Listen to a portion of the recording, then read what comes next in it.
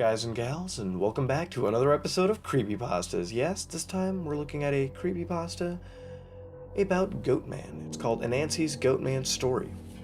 So sit back and enjoy this non-gaming creepypasta about Goatman.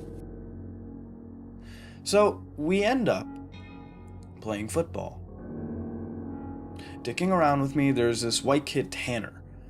5 of my cousins, and then 4 of their friends. In total, there were about 5 girls and 6 boys. We were all around 15 to 17. We ended up just dicking the day away, so we headed back to the camp and, pulling out some stuff for a campfire. Even though the trailers had both kitchenettes, Tanner says that his family property sits up against my uncle's. He wants to run home and ask his dad if he can come out camping with us. My cousin Rooster says he's going to go with him since it's going to get dark soon. One of the girls also wants to tag along. It's about 7 o'clock and it's starting to get pretty dark. They take flashlights and take the trail towards Tan's property. The rest of us chill. We make s'mores, drink, and kiss on the girls.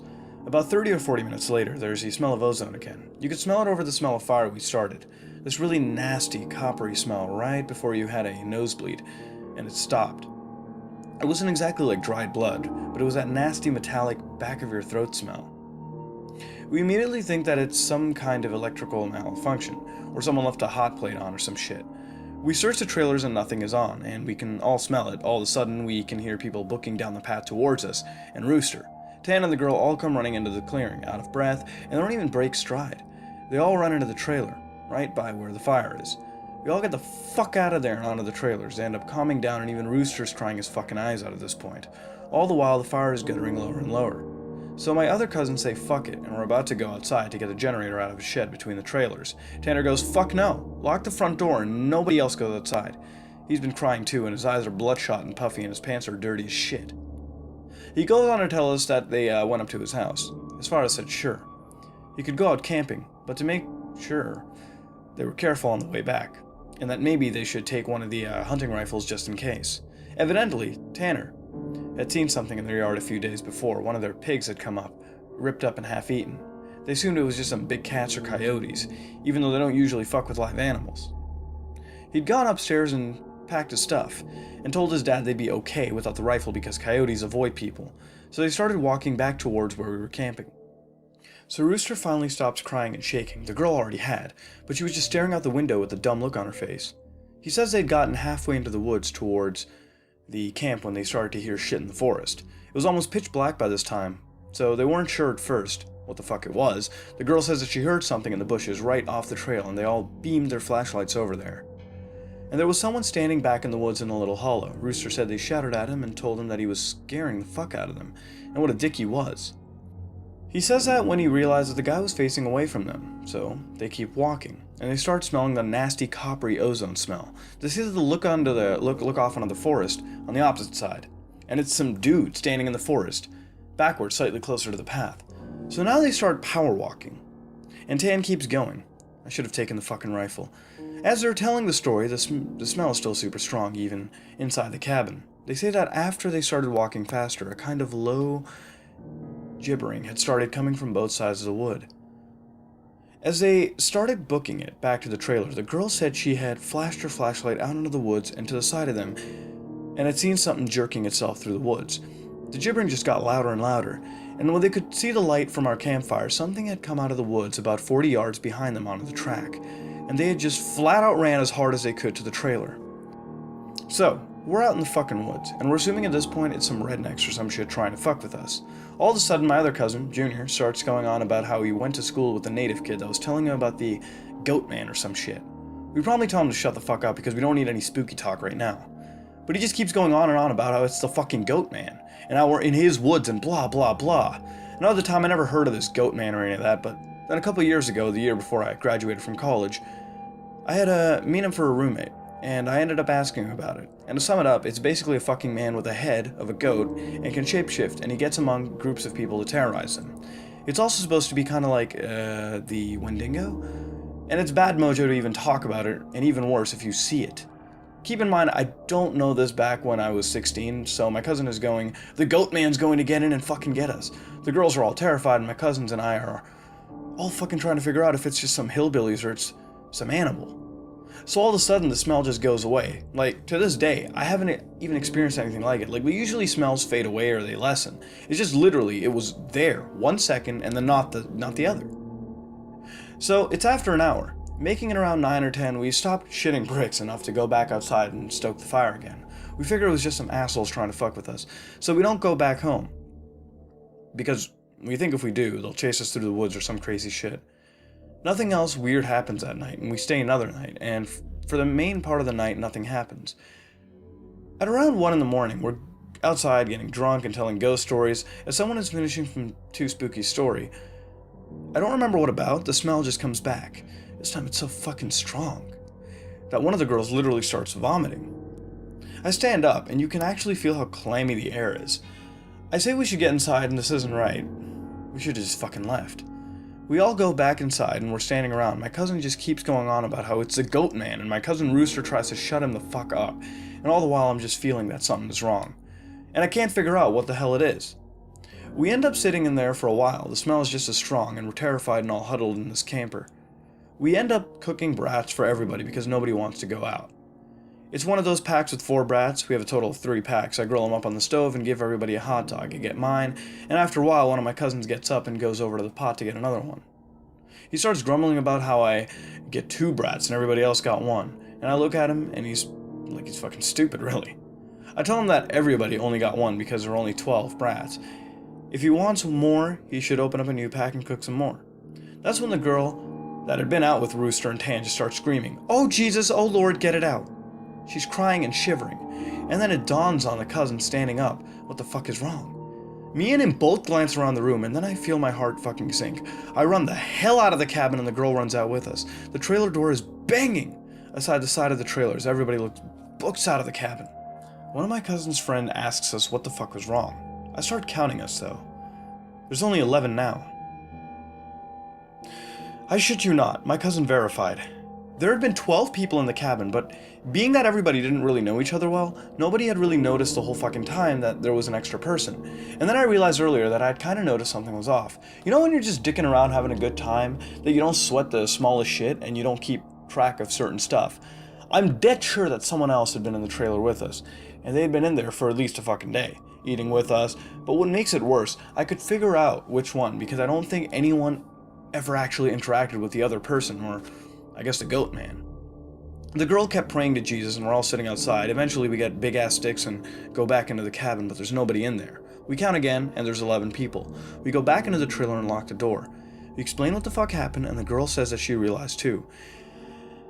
And then, when he was about to say something, the person sitting next to her had grabbed her leg hard and leaned over towards her and said something she couldn't understand. So we were pretty much scared as fuck as we huddle together and I fall asleep. When I wake up, the sun's just coming up and half the people are asleep and the other half are packing our shit up. We all went to walk back home, but like 4 people want to stay until the sun is all the way up. And some people think that we're just fucking around and we still want to stay at the trailers. I just want to get the hell out of the woods. The girl's name was Kyra. You know, the one that the Goatman had touched. Anyways, I asked her if she really thinks it was something bad. And she says she just wants to go home and she doesn't want to be out in the woods alone for another night. So we decide to split up. The 4 that want to go can go. But I have to stay because I have the keys to the cabin and it's my uncle's and I have to lock it up. I'm super pissed at this point because I feel like people aren't taking this shit seriously and I definitely don't want to be out in the woods for another night. I spend the rest of the day trying to convince the rest of the people, now 4 girls and 4 guys, to get the fuck out of the Dodge. Tanner leaves with them to go get a rifle and says he's going back. So there's like 7 of us left by 4 p.m. So at around 5, he hasn't made it back yet, and we're getting extremely fucking antsy. And the only reason I stopped begging them to go back was because he went to get a gun. Half an hour later, or so, when the one cousin that did stay says that the girl Kyra is outside, we all look outside and sure enough, she's standing by the fire pit with her back to the cabin. I'm thinking to myself, if she's so scared, why the hell would she come back? And then I get this nasty feeling in my gut. Keep in mind, the whole time the coppery smell has been gone. Now I realize I can smell just a tinge of it. I say to the rest of them and everybody that these are the people that wanted to stay in the woods. After we had the goddamn Goatman in our midst, is laughing at me and asking if I set this up to scare them. I'm looking at them like, I am not fucking bullshitting you at all right now. I asked them why the fuck I'd play like that. So one of the girls goes outside to get Kyra. She gets halfway to her and stops cold. Kyra starts heaving. I don't know how to describe it, sort of like if someone with their back turned was laughing without actually making the sound. It was this fact that made me realize that this was not a fucking sound in the whole woods. There was no sound, nothing. It was dead silent. This was like later in September, so it was still fairly hot at the time, but it was super chilly some days too, and you could usually hear big-ass geese honking, or some, kind of birds or squirrels chit-chatting. So I step out the door and tell her to come back in the fucking trailer right goddamn now. She backs up into the trailer and we lock the fucking door. We pull down all the shades except one and put a guy in there in the chair to watch her. She stands around for another 20 minutes or so. The guy turns to say that she's still there and there's a huge fucking banging on the door. We all jump the hell up and scramble around the living room of the trailer. The banging is super loud. So now my cousin is holding one of the girls and the other two are kind of giggling with nervous laughter, and me and the other two guys are shitting bricks. Then we hear Tan. He's screaming, "Let me the fuck in, stop fucking around." So we go over to the door and open it, and he stumbles in with a rifle. There's nobody else outside. Eventually, he had walked up to the campsite. Nothing weird had happened in the forest, but he'd seen a girl. Mind you, he said it wasn't Kyra standing there. When he got to the edge of the clearing, she had turned towards him with a slack-jawed look and just stared him down, slowly tracking him as he walked around the outside of the clearing towards the camp. He said it wasn't till he was almost halfway to the trailer that he realized that she was getting closer to him. She had started off by the fire, and without him even, seeing her move, she had been turning, inching closer. He said he just ran the rest of the way back to the cabin thinking it would open. And when he got to the door and it was locked, he turned and said it was about half the distance to the door. He looks around the room and then gets super pale.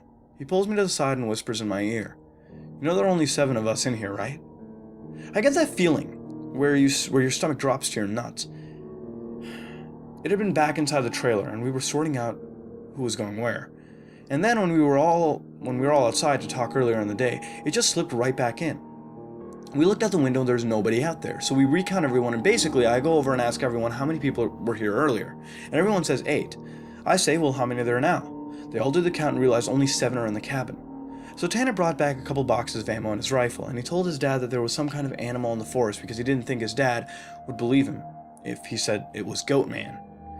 He says that his cousin is supposed to be coming down in a few hours and that in the morning we can all go back to his place and his cousin will drive us home. Now I'm really terrified, but at least feel better because we can be American and shoot the fuck out of whatever if it comes back. But then my cousin gets into this huge argument with one of the girls because she thinks that I'm trying to be funny and prank them, and that she's getting really scared and that I'm not funny. He keeps telling her I'm not that kind of person, and she says, well, how do we know the girl wasn't just Tanner in a wig? Or if it's really the Goatman? How do we know if this isn't the real Tanner and the Goatman just didn't kill Tanner in the woods and take his gun? So, we get into this huge argument about all this, where me and Tanner are like, we could seriously be in danger because, at the very least, someone has been sneaking themselves into our fucking trailer without us knowing and mingling with us. And at worst, something bad in the forest is messing with us. One of the girls is crying saying she wants to go right now, and we're trying to tell her we shouldn't because none of us are walking through the woods in the middle of the night. At this point, the sun is starting to go down and it's getting a little cloudy out. We eat something and turn on the radio for a while, but we can't really get a station out there with anything decent, so we turn it off about the time that Tan's cousin showed up. He was like 19, I think. At this point, the sun's just barely over the horizon, and he has one of those heavy-duty lantern flashlights and another rifle. He walks up to the trailer, and he whispers to Tan, asking if he's sure that his cousin, and he says yes. The guy looks behind him and all around the camp, then walks in. He kind of glances at all of us and looks a little confused. He says, "Where's your other little buddy at? I figured, she would meet me up at the cabin. Is she a little slow or something?" He also asked whether we had been cooking blood in the cabin, because it smelled like blood in hot pans all the way up to the trail, and we were like, nope. But we asked him what the hell he's talking about with the girl he saw.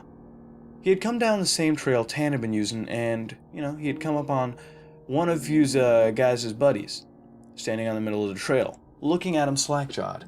He had asked her a bunch of questions, but all she did was look at him. Then she smiled at him and she kept walking. She couldn't seem to keep up with him and kept lagging a bit behind him.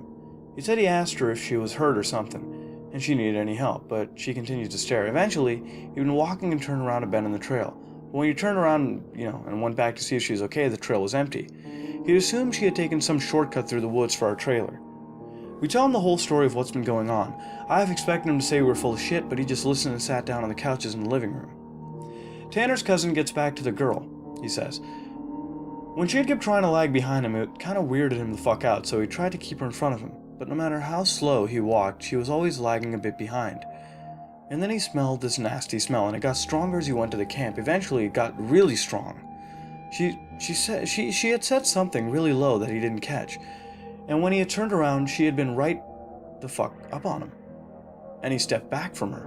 It was at this point he asked her if she was okay, and if she wasn't, him to carry her back to the rest of the way, and she just kept staring. He said he reached out for her, as in to grab her on the shoulder, and he must have misjudged the distance because she was off to the side of where he'd put his hand. Like she has moved without, he was looking, she moved while he was looking dead at her, that's what he said.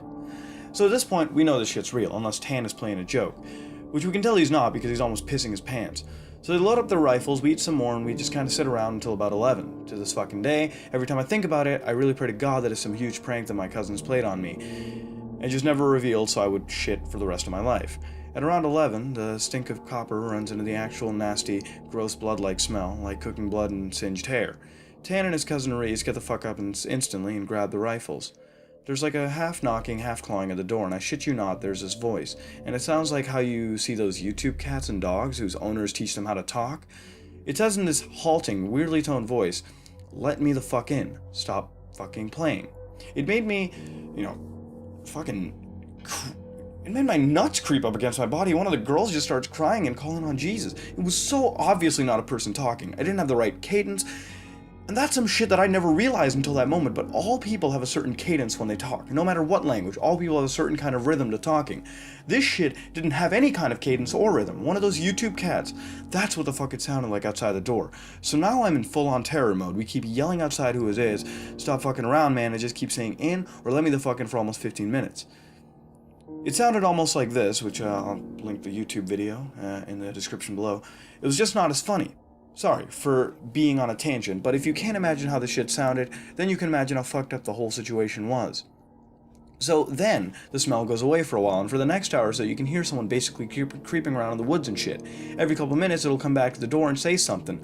Finally, when the smell fades away, at 2 in the morning right now, Reese says, "Man, fuck this," and opens the door and walks out with a rifle.